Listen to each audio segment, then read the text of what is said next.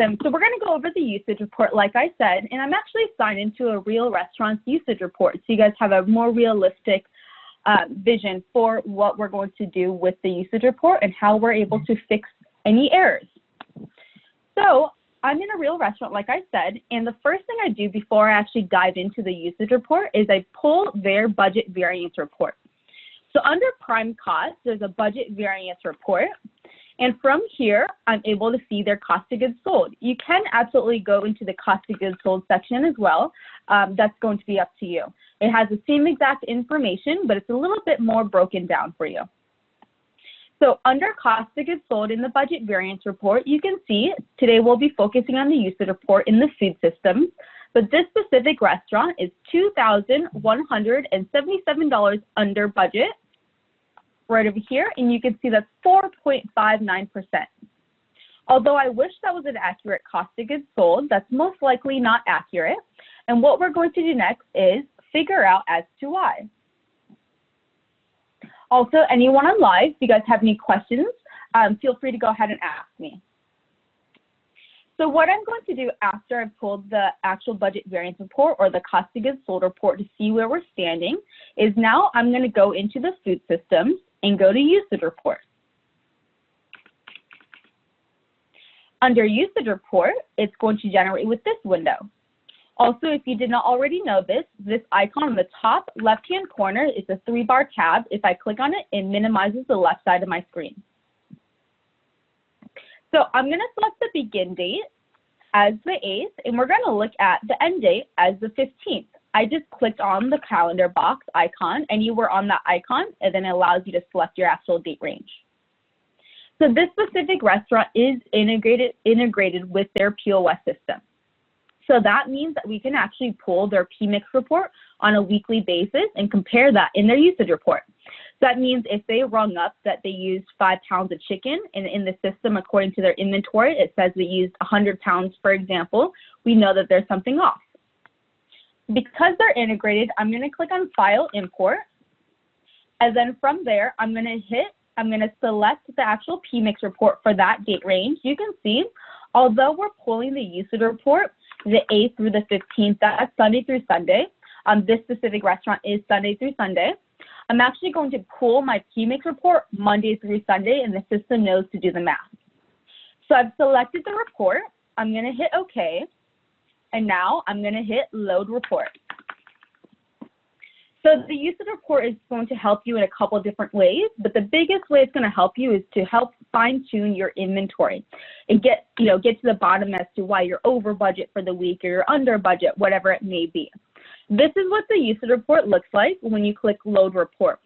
Also, just a heads up, tomorrow I will be going over, I believe it is tomorrow, but I will be going over the PMIX report and how to actually pull all the integration information and whatnot. Let me just double check real quick as to what day I'm going to be doing that. So I will be going over the MPG POS import tomorrow at 2 p.m. Pacific Standard Time. And then on Friday, I will be going over all POS integration information, that's end of day report, versus labor, and ideal usage, ideal versus actual usage, on Friday at 10 a.m. Pacific Standard Time. All right. So now that we're in the usage report, I'm going to go ahead and explain the columns, and then I'm going to show you how I go about fixing the usage report. Excuse me. So under products, that's our first column. You can see we have groups as well as the original product itself.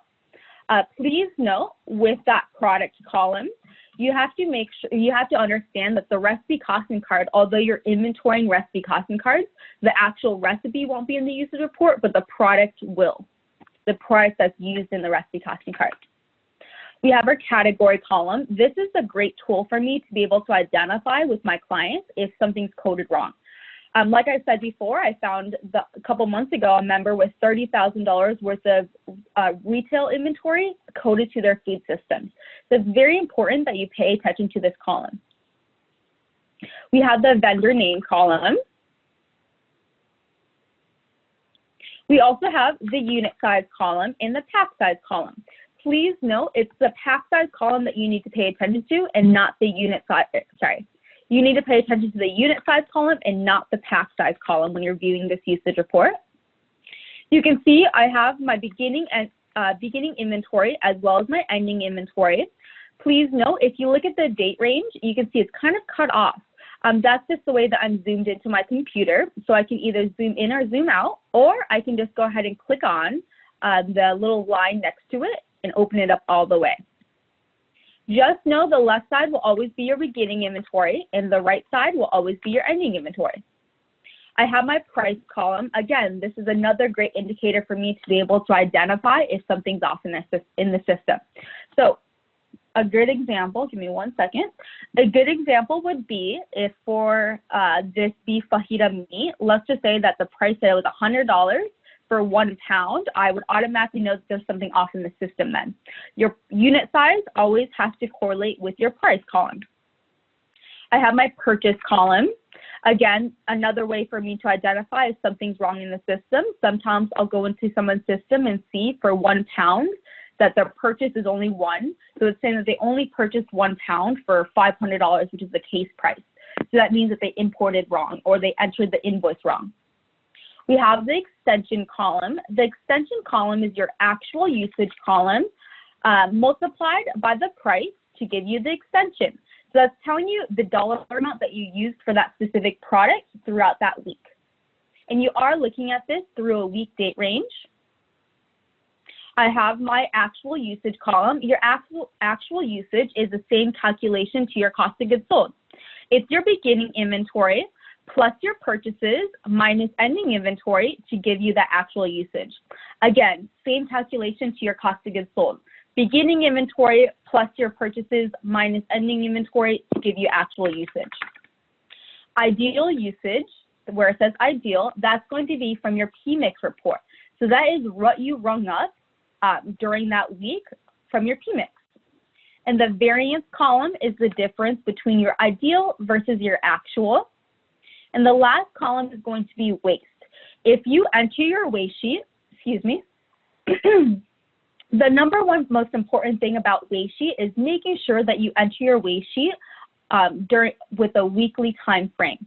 So that means even if you want to enter your waste sheet on a daily basis, when you select the actual date range, it has to be for the week. So if I'm Monday through Sunday, I'm going to select the week as Monday through Sunday. And that's the only way to get your waste to actually generate under this column and in your budget variance as well as your cost of goods sold. All right, so now I'm going to show you guys how to filter and how to identify and fix the issue of some of these issues that you may occur. So the column that you're always going to filter by is the extension column. Your extension column has two different sorts of filters. One is going to be ascending, and that's your negative usage. We're going to start with the ascending first.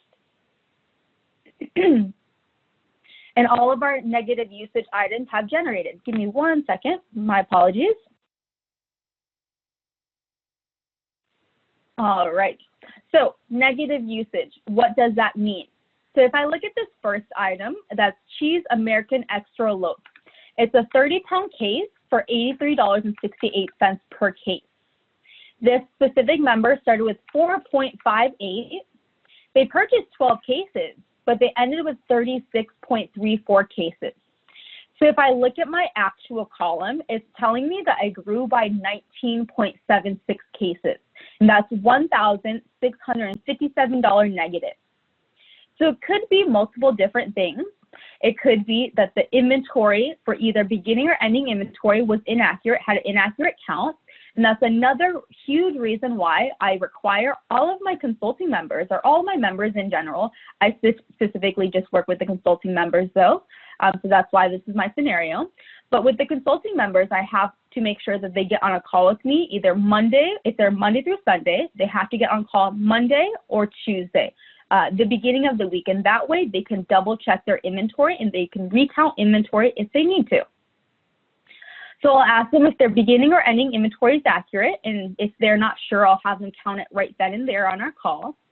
I'll ask them, so it says they did purchase 12 cases, but maybe they could possibly be missing a case, missing a purchase in the system, so missing an invoice. That could be another reason. It could just be a mistype when they were entering in the system, but it could also be if this American cheese extra loaf, for example, is in a recipe costing card that's a batch recipe and you're inventorying the batch recipe costing card, that could also be another reason as to why you may be off for the week. Give me 1 second. All right.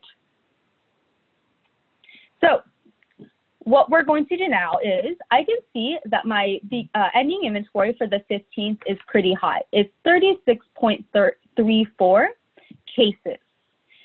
For you, you're going to have to be able to identify, and the more you do this, the better you'll get at this. So the more the longer I work with our members, I am able to identify automatically how much they should have throughout the week. But for me, I automatically know that that ending inventory for the 15th does seem super high for this specific restaurant. What I'm going to do is under food systems, I'm going to right click on inventory items and I'm going to open up a new tab. The reason why I like doing this is so I don't have to go back and forth and keep reloading that actual usage report. That's up to you if you want to use that or not. Now I'm going to open up the inventory for the 15th, and from there, I'm going to search for, under this search bar, search for that specific product.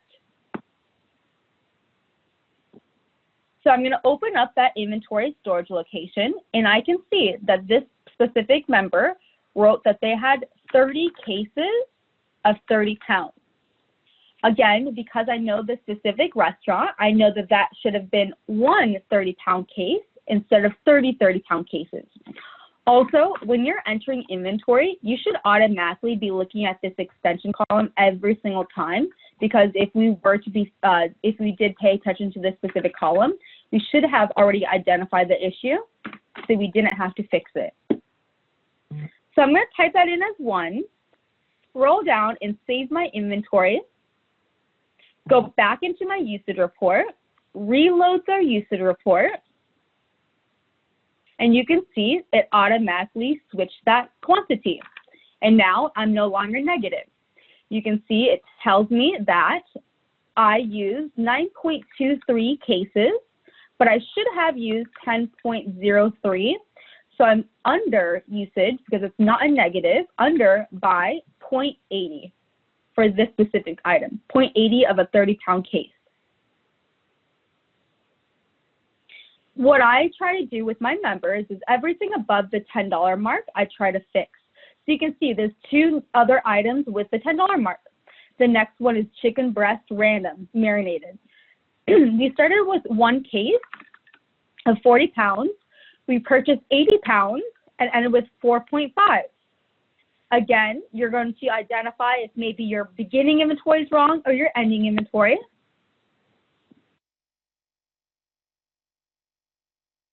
And once you think either it's beginning or ending inventory, I'm going to go back into my inventory items. And if you're unsure, you can check both inventories. I'm going to start with the 15th, search for that specific item.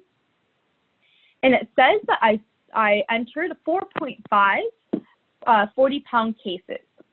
From there, I would either have them double check their actual count for that specific item.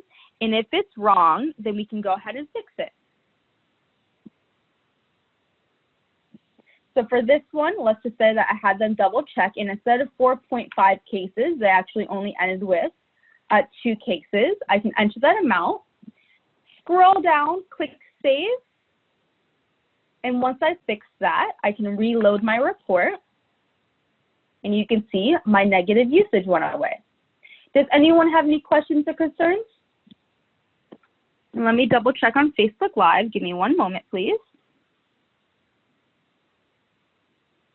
All right. Also, give me 1 second. Let me go ahead and just run a scenario real quick.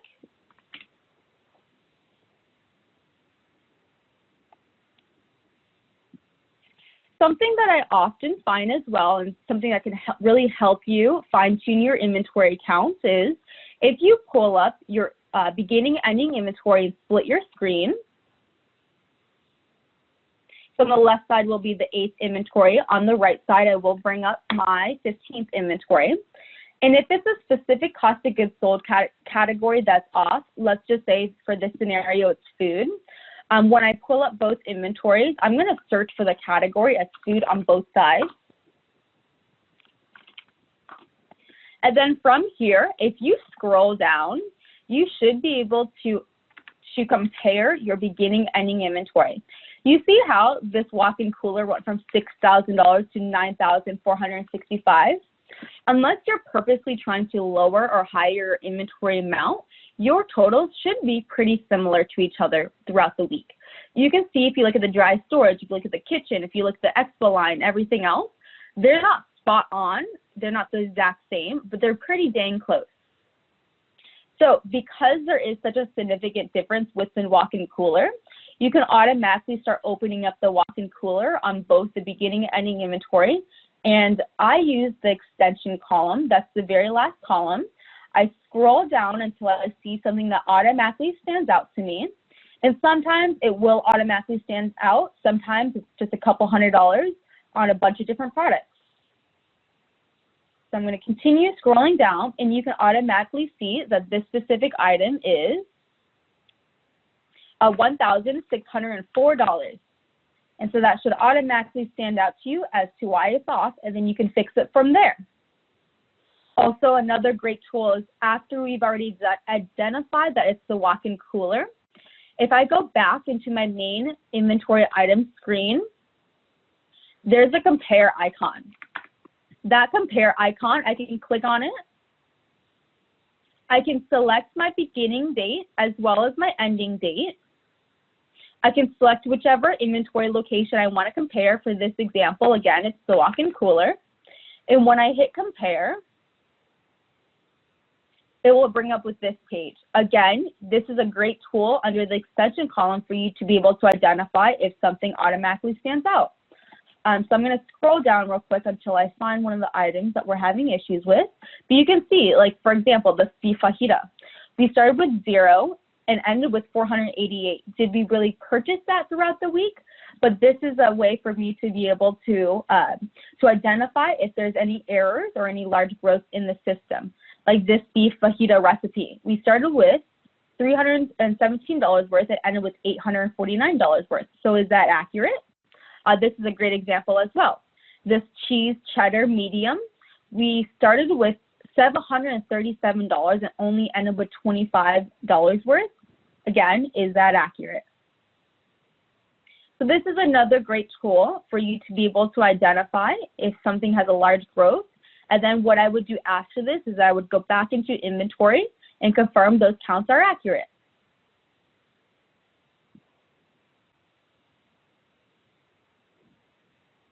So I'm going to go ahead and search for that item.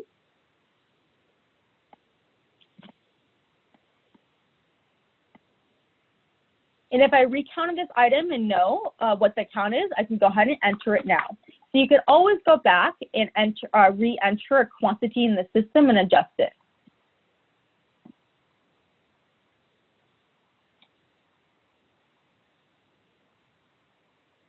So that's how to use the compare sheet. And that's how I compare two inventories side by side and fix a negative usage. Now I'm going to show you the descending usage. So ascending, when I fix a negative usage item, it will higher your cost of goods sold.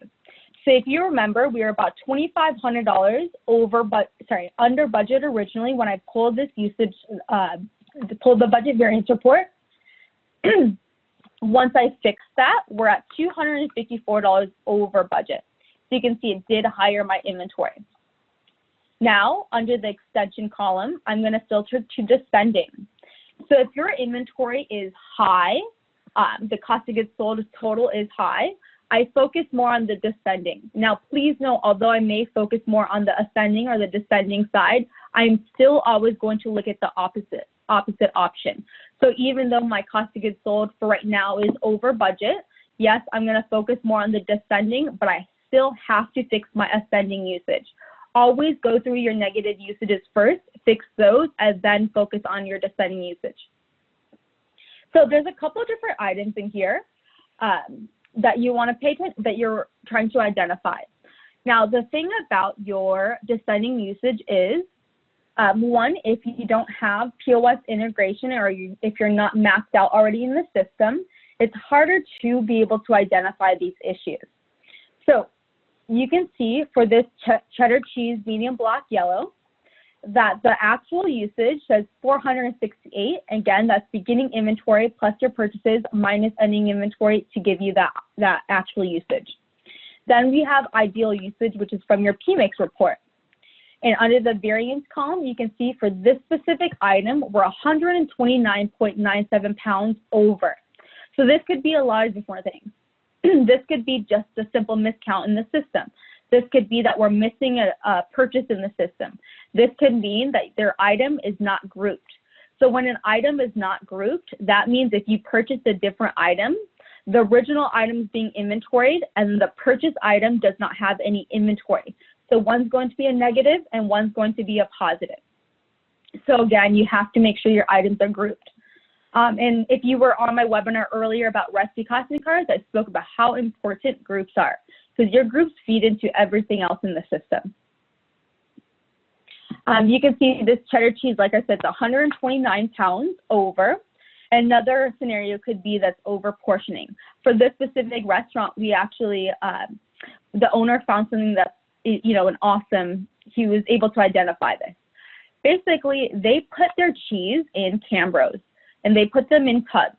And basically what was happening is one employee would go ahead and put 2 bags in there and condense it. And then another employee would only put 1 bag in there. They looked the exact same. The only difference was they were condensing them. So there's a huge weight difference.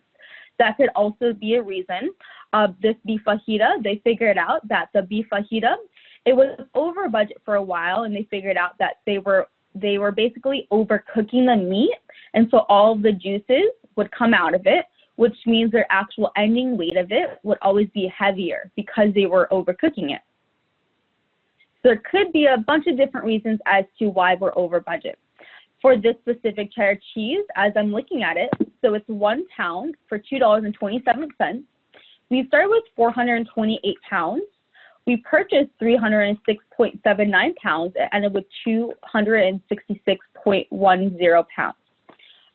Like I said, I work with this member pretty often, and I automatically know that their beginning inventory for 3/8 does seem super high from what they typically do have on hand. They typically have about $300 or 300 pounds on average in their walk-in. So I would go ahead and ask them, hey, can you double check your ending inventory, your beginning inventory for the 8th?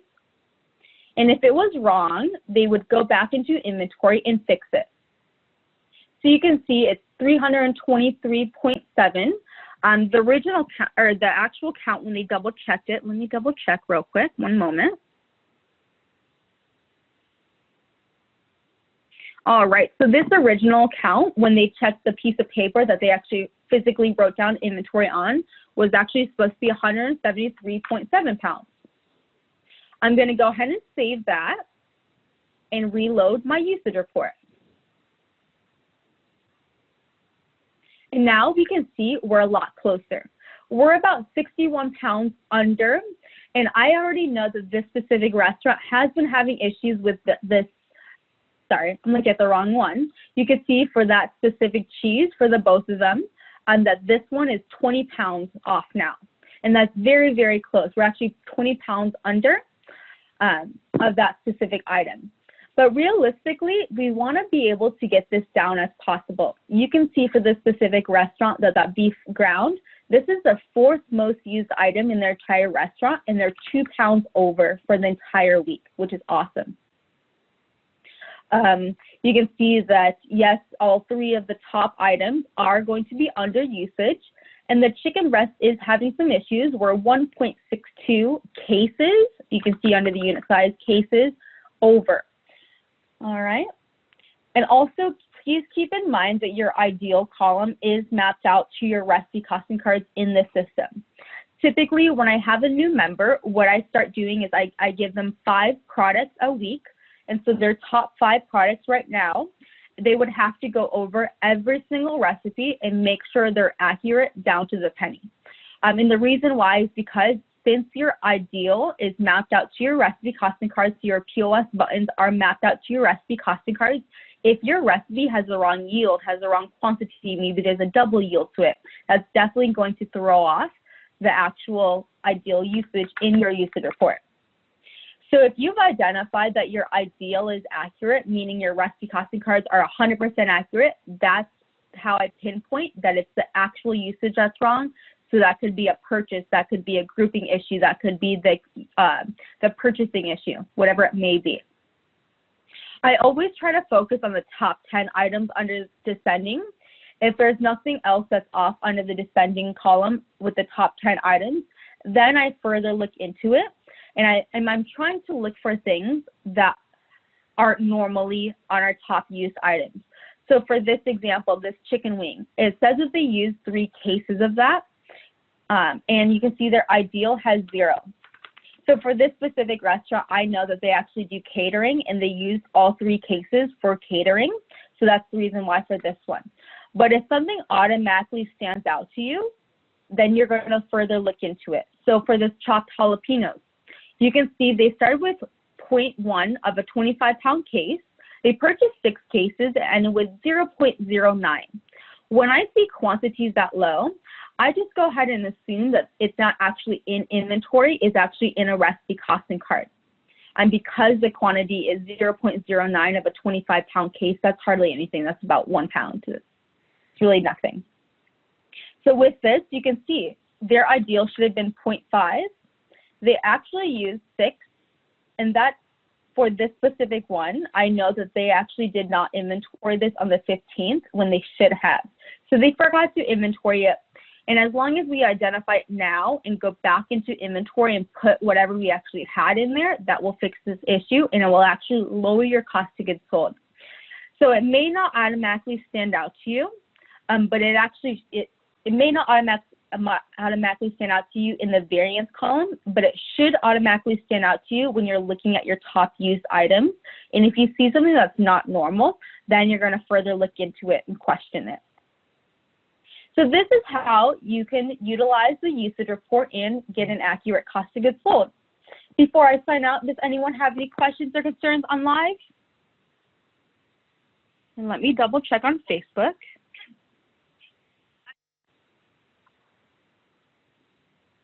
All right, guys, as always, I hope everyone has a wonderful day. If you'd like to go over the usage report together, I will absolutely be happy to do that with you.